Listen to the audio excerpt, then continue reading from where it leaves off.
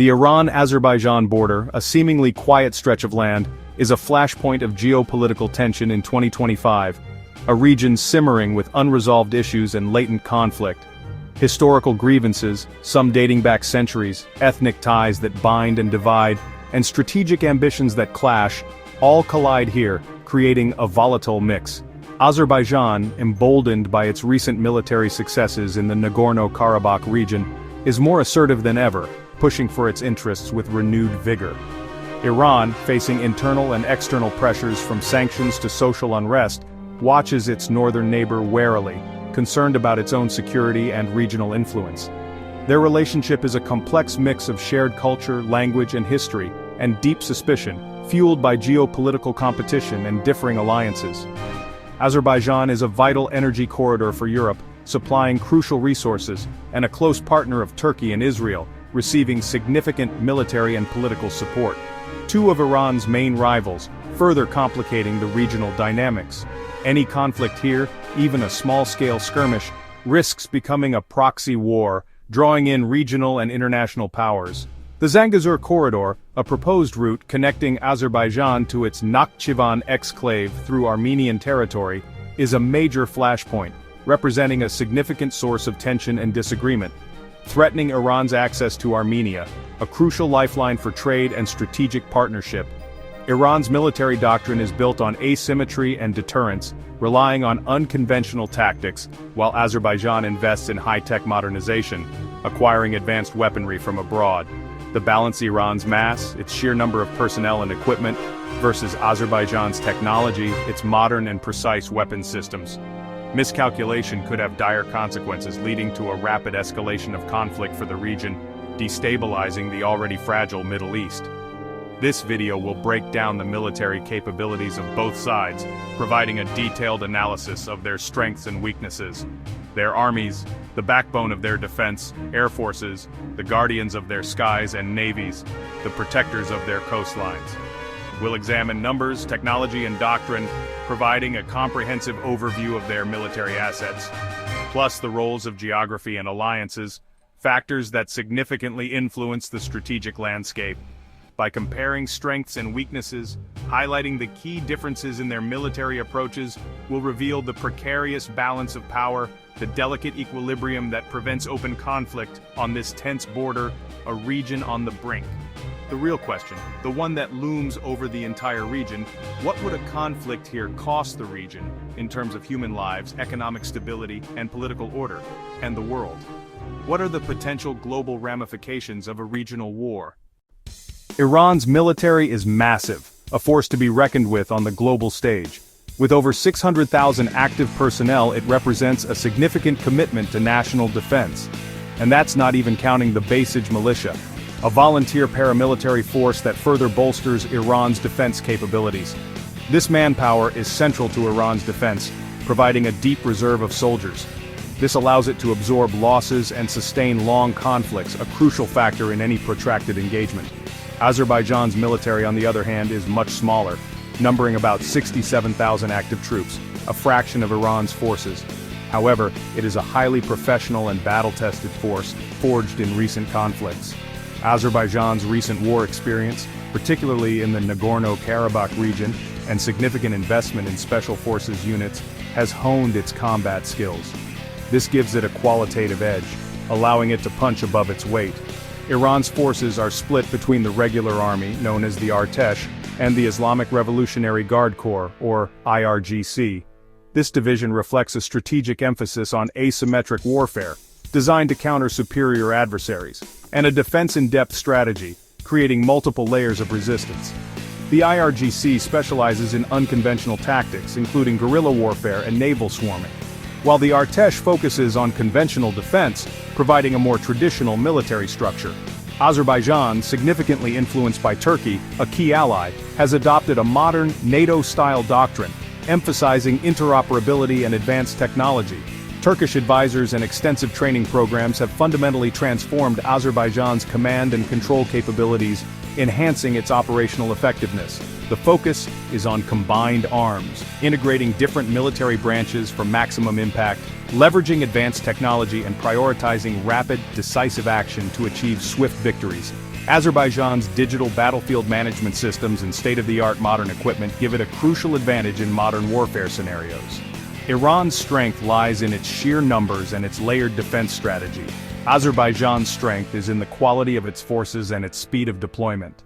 In a direct clash between these two forces, it would be a contest of mass versus modernization, a battle between quantity and quality. The outcome would hinge on whether overwhelming numbers or superior technology and training ultimately prevail on the battlefield. Air power is a stark contrast between the two. Iran's air force is large but outdated, relying on old American and Russian jets. Its real strength lies in ballistic missiles and a growing drone arsenal. Azerbaijan's air force is smaller but far more modern, with advanced air defenses from Israel and Russia.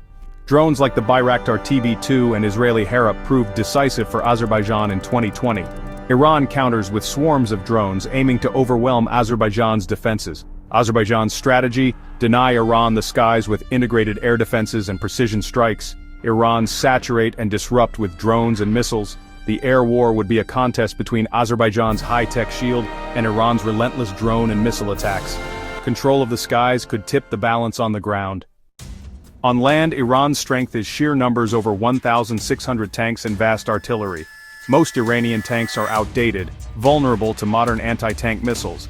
Azerbaijan's armored core is smaller but features upgraded T-72S and advanced T-90S, Azerbaijan's real-edge modern anti-tank missiles and combat drones.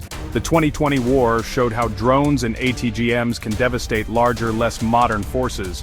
Iran's artillery is massive but often lacks precision, relying on overwhelming firepower. Azerbaijan counters with precision-guided rockets and real-time drone targeting. The ground war would pit Iran's massed firepower against Azerbaijan's precision and intelligence. Iran aims to disrupt and overwhelm. Azerbaijan seeks to strike surgically and decisively. The outcome would depend on whether mass or precision dominates the battlefield. Both sides would face heavy losses in a drawn-out fight. The Caspian Sea is a unique naval theater. Iran's Caspian Fleet is the largest, centered on 2 Jamaran-class frigates with significant firepower. Azerbaijan's navy is smaller, focused on coastal defense and protecting offshore oil and gas platforms. Azerbaijan relies on fast missile boats and Israeli Gabriel anti-ship missiles for asymmetric defense. Iran would target Azerbaijan's energy infrastructure to exert economic pressure. Naval battles here would involve ships, coastal missile batteries, and air power. The enclosed sea means land-based assets and drones could quickly influence any engagement. Azerbaijan's goal: defend its economic lifelines. Iran's threaten or destroy them to gain leverage. The Caspian conflict would be multi-domain, not just ship versus ship. Control of the sea could decide the economic fate of both nations. Geography favors the defender. Mountains and rivers create natural barriers. Any invasion would be funneled into predictable, deadly corridors. Azerbaijan's high ground and drones would punish Iranian advances. Iran's terrain would bog down Azerbaijani offensives. Alliances are crucial. Azerbaijan has Turkey's explicit backing and Israeli technology. Turkey's support could include intelligence, logistics, and even direct intervention. Iran is more isolated, with Russia as a cautious partner and Armenia as a weak ally. Russia's interests are complex and unlikely to lead to direct intervention. Internal demographics add another layer. Iran's large Azeri population is both a vulnerability and a potential asset. Baku could try to stir unrest. Tehran could leverage shared identity. The human terrain is as contested as the physical. The strategic chessboard is crowded and alliances could tip the balance.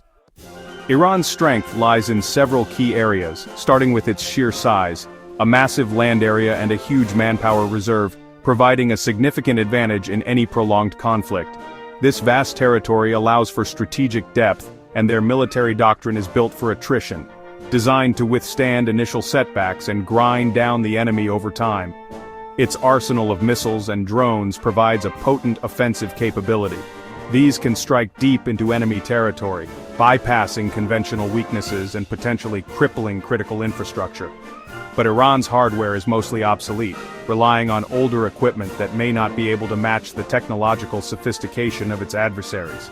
Furthermore, its economy is strained, hampered by sanctions and internal challenges, and its command structure is sometimes perceived as divided, potentially hindering effective decision-making in a fast-moving conflict. Morale among conscripts, who would likely bear the brunt of any ground war, is uncertain, especially when facing a high-tech enemy. Azerbaijan's strengths are its modern tech, acquired through significant investment in advanced weaponry. It also boasts professional troops, well-trained and motivated. And it has powerful allies in Turkey and Israel, who provide crucial political, economic, and military support. Its forces are well-trained, benefiting from joint exercises and close cooperation with its allies, and battle-hardened, having gained valuable combat experience in recent conflicts. However, its small size and concentrated infrastructure, particularly around Baku, are major vulnerabilities, making it susceptible to targeted strikes. Azerbaijan can't afford a long war. Its limited resources would quickly be depleted. It must win quickly, achieving its objectives decisively, or risk devastation. Iran, on the other hand, can absorb losses, drawing on its vast reserves of manpower and equipment, but it may struggle to achieve a decisive victory, facing a well-equipped and determined adversary. A conflict would be brutal and costly for both sides, resulting in significant casualties and widespread destruction. The winner, regardless of who it is, would pay a high price in terms of lives, resources, and long-term stability, and the region would face lasting instability, potentially drawing in other actors and exacerbating existing tensions. Ultimately, the balance of mass versus modernization will be a key factor, determining which side can effectively leverage its strengths. Alliances, and the support they provide, will also play a crucial role. And geography, with its challenging terrain and strategic choke points, would significantly influence the course of the conflict and decide the ultimate outcome. The stakes are high, not just for Iran and Azerbaijan, who would bear the immediate consequences of war, but for the entire region, as a conflict could destabilize the delicate balance of power. The cost of war here could echo far beyond their shared border, with potentially devastating consequences for the wider world.